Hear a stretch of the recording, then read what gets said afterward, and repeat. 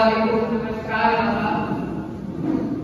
आज सबसे पहले मैं धन्यवाद देना चाहती हूँ और कॉलेज जिसमें मुख्य रूप से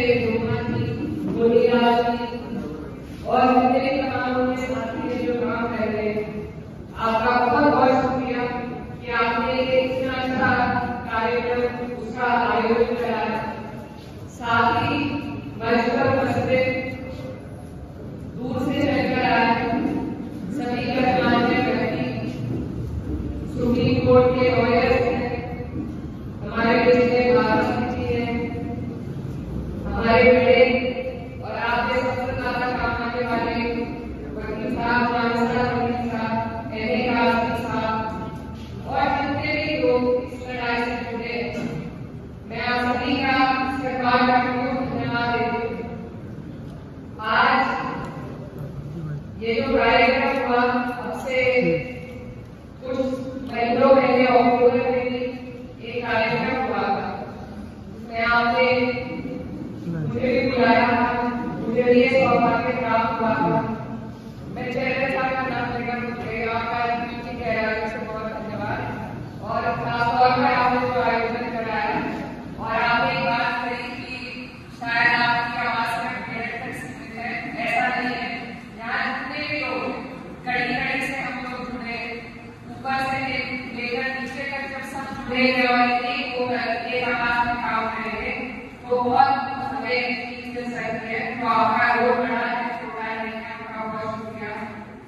उस प्रोग्राम में जब आपकी समस्याओं से अवगत हुए, मैं नई सांसद बनी, आपके बीच में आने का मौका मिला, हमने उस आवाज को संसद में उठाने का काम किया। संसद की अलग तरीका है चलने का, अब बोल नहीं पाए, लेकिन जैसा लोगों से गाइडेंस थी और जो आपकी समस्या थी उसको उठाने का काम किया। जवाब दिए, लेकिन जवाब ऐसे नहीं मिले जिससे आपकी हमारी समस्या हल हो सके। ये फॉरेस्ट राइट एक्ट 2006 में लागू किया गया था और जैसा वकील साहब बता रहे थे कि कुछ गलतियां उस टाइम पे हुई है कि हम उस दौरान लागू नहीं करा पाए, उस तरीके से अपने अधिकार की लड़ाई नहीं लड़ पाए, जिससे आज हमें इस तरीके से परेशान न होना पड़ता। तो आज उन लड़ाइयों को आगे लेकर रुके और आपको चलना है और ये एक दिन की लड़ाई नहीं है, इसका मुझे एहसास हुआ क्योंकि जिस तरीके से सरकार ने जवाब दिया तो उससे कुछ भी असर नहीं पड़ा, लेकिन हिम्मत नहीं आती। कई बार सरकार के पास ऐसी योजनाएं होती हैं जो वो बना देते हैं, लेकिन उनका लाभ उठाने के लिए आप लोगों को बड़ी मशक्कत और मेहनत करनी है। तो आप लोग भी इसमें आगे बढ़ेंगे और हम लोग भी कितनी बार वो हर काम को दरकिनार करेंगे।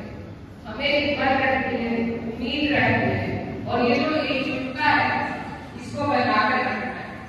अभी हमारे बीच में मुझे बहुत अच्छा लगा जिस तरीके से एक फाइल बनाई गई, आपने जितनी समस्याएं, आसान हो जाता है जब काम, तो हमारे लिए उस पर ध्यान देना, उसकी पैरवी करना आसान हो जाता है। तो मैं धन्यवाद देना चाहती हूँ फिर से इस कार्यक्रम के आयोजकों का, जिन्होंने इतनी खूबसूरती से उस कार्यक्रम की तैयारी करी कि हम आपके समाधान के लिए आसानी से काम कर पाएंगे। हमारे बीच में की समस्या होती वो बिल्कुल जोड़ने वाली और 2 साल से किसी व्यक्ति का पता नहीं चल रहा है, उसके परिवार के नाते आप सब सोच नहीं सकते। तो मैं उस बहन को कहना चाहूंगी कि हम कोशिश करेंगे कि जो भी अधिकारी है उनसे बात कर सके, हमारे बीच में बहुत से वकील बैठे हैं, उनकी मदद दे सके, जहां भी जरूरत हो वहां विषय को उठाकर इसका समाधान कराने की कोशिश करेंगे। इसी बीच में सरकार के हमारे बहुत ऐसे काम हैं, उन्होंने कोरोना के टाइम में जो आपदा आपको कराया उस बात को उठाया और समझाया। एक हमारी बहन को बहुत पीड़ा हुई, तो ये बात समझने की है कि सिर्फ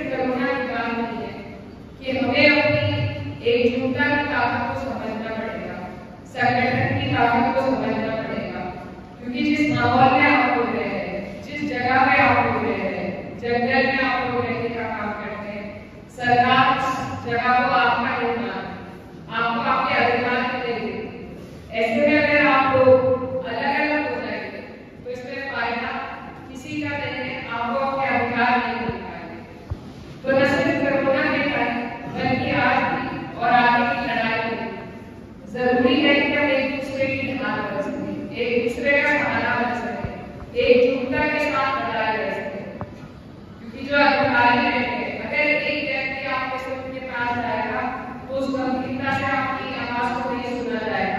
लेकिन अगर आप एक संगठन बनाकर उनके पास आएंगे तो आपकी समस्या को सुना भी जाएगा और उसमें उम्मीद है कि कभी ना कभी अमल भी होगा।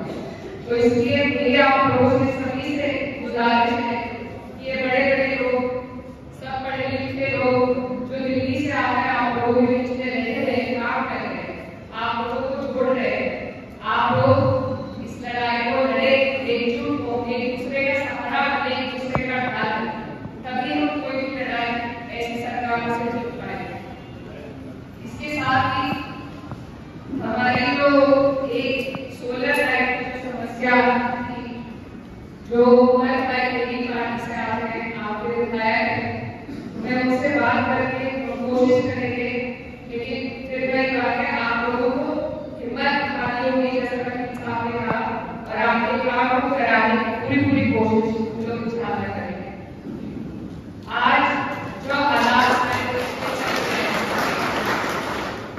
इस नियम को लागू कराने के जो 2006 का हमें ये जवाब मिला था राज्य सरकार से कि ये सिर्फ 6 जिलों में लागू हुआ है उत्तर प्रदेश के, जिसमें सहारनपुर नहीं आता। तो इसीलिए ये लड़ाई एक बार नहीं है, बार बार हमें अपनी बात आगे करनी पड़ेगी और बार बार करेंगे।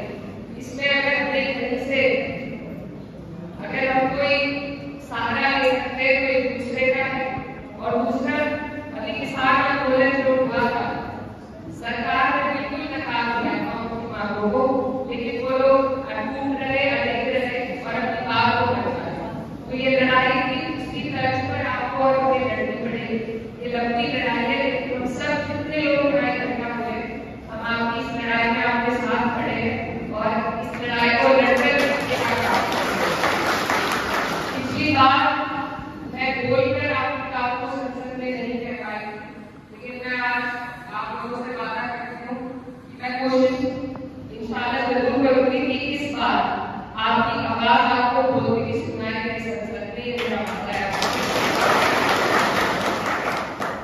और मैं यही कहना चाहती हूँ कि आप लोग यहाँ इकट्ठा हुए, आप हमारे दिल के बहुत करीब हैं। मैं अपने परिवार की 30वीं पीढ़ी हूँ और लगातार आप लोगों से जुड़ा हूँ। मेरे वालिद का भी रहा है, मेरे भाई का भी रहा है। मैं कोशिश करती हूँ आपकी बच्ची कि आपके बीच में आकर आपकी परेशानियां जानते रहे, उनसे अवगत रहे, ताकि उनको जो भी जिस भी मुकाम पे आप लोगों की दुआ से हम पहुंचे हैं, ईमानदारी के साथ हम वहां उन्हें उठा सकें। तो आप लोग अपनी दुआओं में याद रखें और हम कोशिश करेंगे कि आपकी ये समस्या, आज जो देश का माहौल है, यहाँ कोई सुरक्षित नहीं है। सभी जो जमीनें हैं, मैं ये कहना चाहती हूँ कि अगर जंगल सुरक्षित है तो वो भी इसलिए सुरक्षित है क्योंकि आप लोग वहां पर रह रहे हैं। अगर आप चले जाएंगे तो इस सरकार को फर्क नहीं लगेगा, 2 मिनट में कुछ पर लोगों को आपकी जगह दे देंगे। तो आप जंगल से अपनी चीज भी चला रहे और जंगल की चीज भी आपसे जुड़ी हुई है। तो इसलिए आप लोगों का बहुत बहुत शुक्रिया। आपको जहाँ हमारी जरूरत पड़ेगी हम लोग कहीं खड़े मिलेंगे, आपकी लड़ाई लड़ने के लिए आपको बीच में रहेंगे। ये सभी लोग जो चलकर आए हैं, सभी का हमसे धन्यवाद देना